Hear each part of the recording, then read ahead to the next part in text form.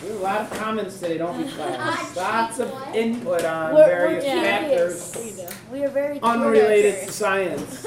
Yes, I mean, the mug has to do something with science. I mean, the mass, and Why is it so the atoms, yeah, the shape. Oh, Atoms. it's floating. Wait, is that ours? Yeah. Yeah, that's ours. All right, so we'll go quickly here. Warp speed 4, let's go. All right, so we are still in the same unit. So we're still in cells. We've talked so far about first microscopes to help us to look at cells. And now we're talking about cell processes, a few different things that happen within and between cells. So today we're going to be starting with osmosis and diffusion. Just introduce a little. Now one of the reasons we could go so quickly here in this section is because much of it is review for you guys. I think you've all studied this in, I think, 5th grade, mixtures, solutions, solute, solvent, those sorts of things. So we can go through this first section fairly quickly. So if I have 2 glasses of Kool-Aid, and I know you guys, some of you guys did this in elementary school, A and B, which is a higher concentration of Kool-Aid? Courtney? B does.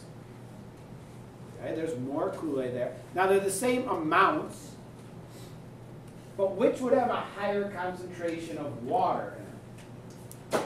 Joey? A. Yeah, A would. We compare sort of the relative amount of Kool-Aid to water. A has a higher concentration of water. B has a higher concentration of the Kool-Aid.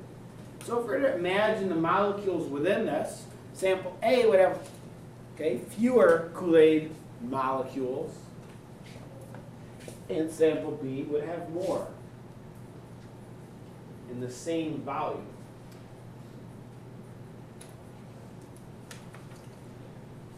So we call Kool-Aid and salt water, or if we dissolve some sugar in water, these are things called solutions. When we think about a solution, okay, the word dilute, what does that mean? Sachin?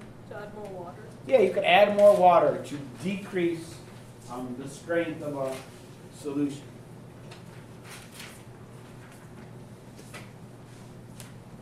And the solution, we know, has 2 parts.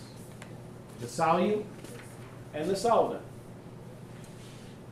The solute is the substance that seems to disappear. The solvent is what holds it. So if you sprinkle some salt in water, the salt seems to disappear. It's gone. But is it gone? No, the water would still taste salty. The salt's still there. Why can you no longer see it? Olivia? Was it like disintegrated in the water? Yeah, it broke up into salt crystals, broke into individual salt molecules. And those are too small to see. But they're still there and they're still salt. Right? So in the Kool-Aid example, what's the solute? Veronica? The powder. The Kool-Aid powder. And the solvent? It's the solvent, actually. Yeah, the water. Autumn, question. It says concentrated up there. Oh, the concentrated means the opposite of the concentration, or concentrated means to have more of the solute or less of the solvent.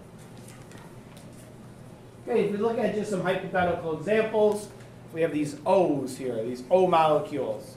Dissolved in water, what's the solute?